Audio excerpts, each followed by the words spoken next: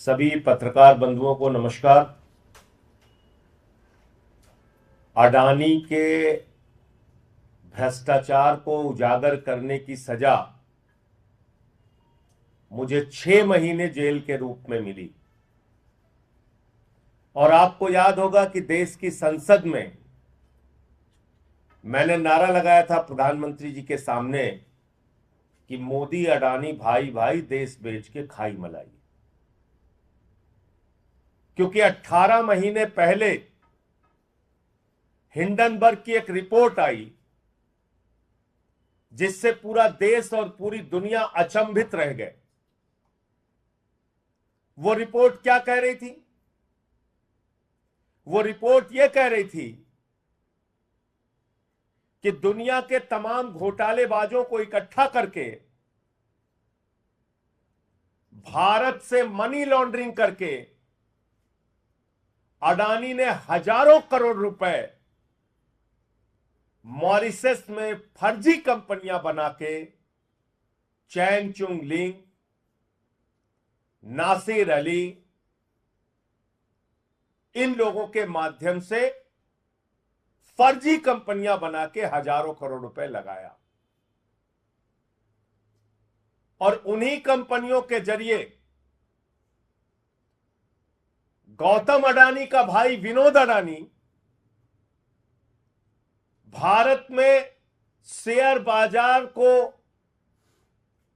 बढ़ाने के लिए, अपने कंपनियों के शेयर को बढ़ाने के लिए, अपने कंपनियों के शेयर को ओवर वैल्यू करने के लिए, यानी वास्तविक वैल्यू शेयर की उतनी नहीं है, उसमें फर्जी कंपनियां बना के विदेशों से पैसा लगाया गया और शेयर का दाम बढ़ाया गया। वास्तविक दाम शेयर का उतना नहीं है, लेकिन बाहर से फर्जी कंपनियां बना के विनोद अडानी के माध्यम से हजारों करोड़ रुपए हिंदुस्तान में अडानी की कंपनी में लगाया गया, उसके शेयर का दाम बढ़ाया गया। और जब हिंदुस्तान के छोटे निवेशक, आम आदमी, मिडिल क्लास के लोग उस शेयर को बढ़े दामों पे खरीदते हैं तो कुछ दिन बाद वो शेयर की वैल्यू जब घटती है तो उनका पैसा डूब जाता है। और याद रखिएगा, न्यू पेंशन स्कीम, देश के लाखों कर्मचारियों की पेंशन, एनपीएस, उसका पैसा भी शेयर मार्केट में लगता है। एलआईसी का पैसा भी शेयर मार्केट में लगता है। और अगर वहां यह घपला और घोटाला हो रहा है तो अडानी का पैसा नहीं डूब रहा है, इस देश के आम आदमी का पैसा डूब रहा है। यह सरल भाषा में हमें समझना चाहिए। यह अडानी का पैसा नहीं डूब रहा है, उसने तो भ्रष्टाचार कर रखा है। यह देश के लाखों करोड़ों लोगों का गाढ़ी कमाई का पैसा जो शेयर बाजार में वो लोग लगाते हैं, वो पैसा डूब रहा है। और कितना डूबा आप कल्पना कर सकते हैं? अगर मैं इस प्रेस कॉन्फ्रेंस में कहूं तो जीरो लगाते लगाते आप थक जाएंगे। जब हिंडनबर्ग की रिपोर्ट का खुलासा हुआ तो 8,50,000 करोड़ रुपए हिंदुस्तान के लोगों के डूब गए शेयर मार्केट में। 8,50,000 करोड़ रुपए। मैंने तब मांग की थी बहुत जोर शोर से कि जेपीसी बनाओ, जेपीसी बनाओ, पूरे मामले की जांच कराओ, सच्चाई तक जाओ। इस देश के लोगों का पैसा डूब रहा है।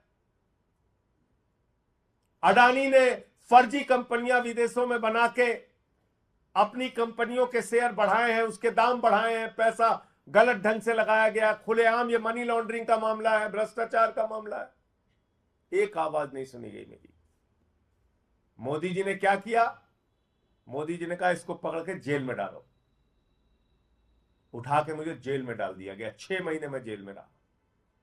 जुर्म यही था, मैं फिर दोहरा रहा हूं, वो नारा संसद में, मोदी अडानी भाई भाई देश बेच के खाई मलाई। और आज क्या खुलासा हुआ है? माननीय सर्वोच्च न्यायालय में जब मामला गया, माननीय सर्वोच्च न्यायालय ने कहा इस पूरे प्रकरण की जांच सेबी करेगा। सेबी इस पूरे प्रकरण की जांच करेगा। सेबी ने अपनी जांच शुरू की। सेबी ने अपनी रिपोर्ट दाखिल की और 2023 के मई महीने में जो रिपोर्ट सेबी ने सुप्रीम कोर्ट में दाखिल की वो बड़ी हास्यास्पद है। आप सुनेंगे तो आपको मजाक लगेगा। सेबी सुप्रीम कोर्ट में कह रहा है कि हम ऐसे जुड़े 13 मामलों की जांच कर रहे हैं और ये कर रहे हैं वो कर रहे हैं, और बाद में कह रहे हैं हमें पता नहीं है कि कहां तक ये जांच जाएगी। ये एक दिशाहीन जांच है। हुजूर कुछ गड़बड़ी तो हुई है, लेकिन हम बता नहीं सकते गड़बड़ी किसने की है। क्या करिए सीबी सुप्रीम कोर्ट में, हुजूर कुछ गड़बड़ी तो हुई है, किसने गड़बड़ी की है, क्या गड़बड़ी की है, यह हम बता नहीं सकते, और यह जांच दिशाहीन है, अंतहीन है, किस ओर जाएगी, कब तक चलेगी, यह हमें पता नहीं। तो क्यों बोला सेबी ने?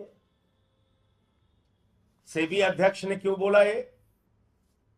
इसका खुलासा कल हिंडनबर्ग की नई रिपोर्ट में हुआ है। और वो क्या कहती है नई रिपोर्ट? कि सेबी की अध्यक्ष माधवीपुरी बुच और उनके पति धवल बुच ने लगभग $10 मिलियन उन्हीं फर्जी कंपनियों में लगाए हैं, उन्हीं फंड्स में लगाए हैं जिसकी इनको जांच करनी थी। यानी जिस भ्रष्टाचार के मामले की जांच सेबी अध्यक्ष को करनी थी, वहीं पर इनका पैसा लगा हुआ है, वहीं पे इनका इन्वेस्टमेंट हुआ है लगभग $10 मिलियन। और ये एक विसिल ब्लोअर के माध्यम से इस बात का खुलासा हुआ। आप मुझे बताइए, जिन कंपनियों के, जिनके भ्रष्टाचार के, जिन मामलों की जांच स्वयं सेबी को करनी थी, अगर सुप्रीम कोर्ट ने कहा कि आप जांच करेंगे इसकी, तो माधवी बुच ने क्यों नहीं बताया कि हुजूर मैं जांच नहीं कर सकती, क्योंकि हमारा मामला, हमारा पैसा तो और हमारे पति का पैसा तो खुद ही इन फंड्स के ऊपर लगा हुआ है, जिसको विनोद अडानी मैनेज करता है, जिसके जरिए हिंदुस्तान के आम आदमी को लूटा जाता है, जिसके जरिए हिंदुस्तान के आम लोगों का लाखों करोड़ रुपए का उनको चूना लगाया जाता है। फिर मैं फिर दोहरा दूं, 8,50,000 करोड़ रुपए शेयर बाजार में 18 महीने पहले इस देश की जनता के डूबे थे, भूलिएगा नहीं। और तब मैंने चिल्ला चिल्ला के कहा था कि यह बहुत बड़ा भ्रष्टाचार है, जेपीसी से इसकी जांच कराओ। और तब मेरी एक नहीं सुनी गई, बल्कि उल्टा मोदी जी ने उठा के हमको जेल में भेज दिया। तो मैं भारत के प्रधानमंत्री से पूछना चाहता हूं, आप भ्रष्टाचार पे बड़ी बड़ी बातें करते हैं, भ्रष्टाचार को खत्म करने की गारंटी देते हैं, भ्रष्टाचारियों को जेल में भेजने की गारंटी देते हैं, और आपने एक तेलंगाना की सभा में कहा था अडानी कांग्रेस को टेम्पू में भर भर के रुपया पहुंचा रहा है। आप देश के प्रधानमंत्री होकर इतना बड़ा आरोप लगाते हैं, और जैसे ही आपकी शपथ ग्रहण समारोह होती है, भारत के सेना के सर्वोच्च पद पे बैठे हुए लोग पीछे बैठते हैं, अडानी आगे बैठता है।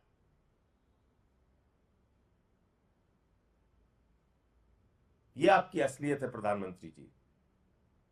इसलिए अडानी का घोटाला, ये अडानी का घोटाला नहीं है, ये भारत के प्रधानमंत्री नरेंद्र मोदी का घोटाला है, ये भारतीय जनता पार्टी का घोटाला है, जिसने पूरा देश अपने दोस्त के हवाले कर दिया।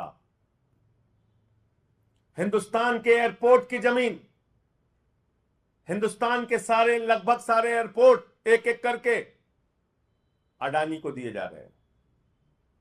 रेल अडानी को, सेल अडानी को, कोयला की खदान अडानी को, गैस अडानी को, पानी अडानी को, बिजली अडानी को, सड़क अडानी को, सीपोर्ट अडानी को। सब कुछ आप एक व्यक्ति के नाम नीलाम करते जा रहे हैं। और आपने प्रभु श्री राम को भी नहीं बख्शा, भगवान श्री राम की नगरी को भी आपने नहीं बख्शा। जो जमीन भारतीय सेना के लिए आरक्षित थी, 13,000 एकड़ जमीन आपने उठा के अपने दोस्त अडानी को दे दिया, अयोध्या में, प्रभु श्री राम की नगरी में। आप ना राम के हैं, ना आम के हैं, ना किसी काम के हैं प्रधानमंत्री जी। आपका एक ही मकसद है, अपने दोस्त के नाम पूरे देश को नीलाम करना। और इसलिए अब ये जो मामला सामने आया है, सेबी अध्यक्ष की सारी जांच बेबुनियाद है, निराधार है, और अडानी के किसी भी मामले की जांच में दी गई, उसकी कही गई बात और रिपोर्ट का कोई मतलब नहीं है जो सुप्रीम कोर्ट में उन्होंने दाखिल किया है। माननीय सर्वोच्च न्यायालय को इसका संज्ञान लेना चाहिए, क्योंकि तथ्य छुपाए गए, सच्चाई छुपाई गई सुप्रीम कोर्ट से, सरकार ने झूठ बोला सुप्रीम कोर्ट में।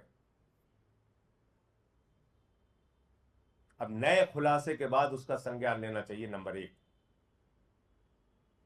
और नंबर 2, ये सारे घोटाले, ये 8,50,000 करोड़ रुपए हिंदुस्तान के लोगों का जो डूबा है, इसके लिए कोई और नहीं, भारत के प्रधानमंत्री नरेंद्र मोदी जी जिम्मेदार हैं। जब तक वो पद पर रहेंगे, तब तक अडानी के मामलों की जांच नहीं हो सकती, अडानी के भ्रष्टाचार की जांच नहीं हो सकती। प्रधानमंत्री में जरा सी भी नैतिकता है तो उनको अपने पद से इस्तीफा दे देना चाहिए। उनको देश का प्रधानमंत्री बने रहने का हक नहीं है। प्रधानमंत्री इस्तीफा दे, जेपीसी बनाई जाए, तभी इसकी जांच हो सकती है। ज्वाइंट पार्लियामेंट्री कमेटी के माध्यम से इसकी जांच हो सकती है, जो हमारी पहले दिन से डिमांड रही है। तो नई रिपोर्ट में एक पहले तो बात आई थी, इनके एक श्रॉफ करके है, वो समधी है, सेबी के अधिकारी। दूसरा मामला आया, सेबी का अध्यक्ष खुद ही फंड में पैसे लगाए हुए हैं। तो इसलिए मुझे इतनी बात कहनी थी कि ये कतई मत समझिएगा कि अडानी के घोटाले का इस देश के आम आदमी से कोई लेना देना नहीं है। इस देश के लोगों का लाखों करोड़ रुपए डूबा है, और उस भ्रष्टाचार में सीधे तौर पे भारत के प्रधानमंत्री नरेंद्र मोदी और उनका एक दोस्त जिसका नाम है गौतम अडानी, वो शामिल है। मुझे इतनी बात कहनी थी। आपका कोई प्रश्न हो तो आप पूछ सकते हैं। सेबी चीफ ये कह रहे हैं कि जो आरोप मेरे ऊपर लगाए गए हैं, जो रिपोर्ट आया है, इस पे क्या कहना? उनके कहने से क्या होता है? जो सामने आया है सच, वो तो गौतम अडानी भी कह रहा था हमने कुछ नहीं किया। देश के लोगों का 8.5 लाख करोड़ रुपए डूब गया। मॉरिशस में फर्जी सेल कंपनियां बनाई गई। गौतम अडानी ने अडानी कंपनियों के शेयर वैल्यू बढ़ाने के लिए वो शेयर खरीदे, उसमें पैसे लगाए, ओवर वैल्यू हो गई तो आम जो छोटे इन्वेस्टर हैं उन्होंने उसको खरीदा बड़े दामों पे, उनका पैसा डूबा। जब उसकी मार्केट वैल्यू कम हुई तो ये पूरा मामला है।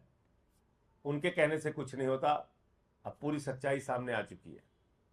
सर, एक और मामला है, उपराज्यपाल के कहने पर 3 सरकारी इंजीनियर को निलंबित कर दिया गया है। मुख्यमंत्री के आवास निर्माण से जुड़े हुए थे, इनकी अहम भूमिका थी इस पूरे मामले में। इस पर क्या कहना है सर? देखिए, ऐसा है कि उपराज्यपाल के पास 24 घंटे सिर्फ एक काम पे लगाया गया है, आम आदमी पार्टी के नेताओं को बदनाम करो, आम आदमी पार्टी के खिलाफ कोई न कोई केस बनाओ, झूठी खबरें मीडिया में प्लांट करो, कभी केजरीवाल के स्वास्थ्य से जुड़ी, कभी कुछ बीमारी का मजाक उड़ाओ। इन्हीं सब कामों में उपराज्यपाल महोदय का समय जा रहा है। उनको अपने संवैधानिक दायित्वों का निर्वहन नहीं करना है, इसलिए वो अपना काम कर रहे हैं, हम अपना काम कर रहे हैं।